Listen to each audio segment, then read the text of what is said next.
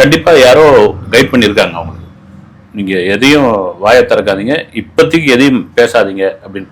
நான் திரும்ப சொல்றது தான் வந்து விஜய் வந்து அடிப்படையில் ஒரு அரசியல்வாதியோ அல்லது அரசியல்வாதியோடைய வாரிசோ அல்லது ஒரு வட்ட செயலாளர் மாவட்ட செயலாளருடைய மகனோ கிடையாது. வந்து ஒரு திரைப்பட இயக்குனருடைய மகன், ஒரு நடிகர், ஒரு மாஸ் நடிகர். அந்த மாஸ் நடிகர் அரசியலுக்கு வந்த பிறகு அவ்வளோ பெரிய கூட்டம், அதை எப்படி ஹேண்டில் பண்றதுன்னு அவருக்கு தெரியல. ஒரு சம்பவம் நடந்து போச்சு, எதிர்பாராத சம்பவம் அது. நீங்க அந்த பேன் மேடையில் நீங்க திரும்ப அந்த வீடியோ பார்த்தீங்கன்னா தெரியும். இந்த பைபாஸ்ல இருந்து நாங்க இங்க வரதுக்கு போலீஸ் தான் எங்களுக்கு பெரிய உதவி பண்ணாங்க. இல்லைன்னா நாங்க வந்து நன்றி போலீஸ்க்கு நன்றி சொல்லுவாப்ல.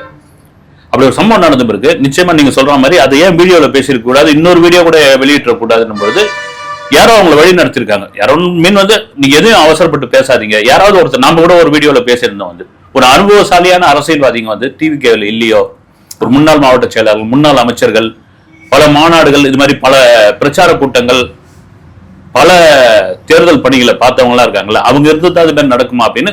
ஒருவேளை அது மாதிரி யாராவது ஒருத்தர், நீங்க எதுவும் அவசரப்பட்டு பண்ணாதீங்க, நம்ம முறைப்படி நீதிமன்றத்தை நாடுவோம், உச்ச நீதிமன்றத்தை நாடுவோம் அப்படின்னு அமைதிப்படுத்தி அதை வந்து சரியான வழியில கொண்டு போயிருக்காங்கன்னு நினைக்கிறேன். இந்த தீர்ப்புக்காக தான் இவங்கனால அதை வச்சு நான் வெளியே வந்து டெல்லி ஏர்போர்ட்ல நினைக்கிறேன் 16 நாள் காரியம் முடியட்டும்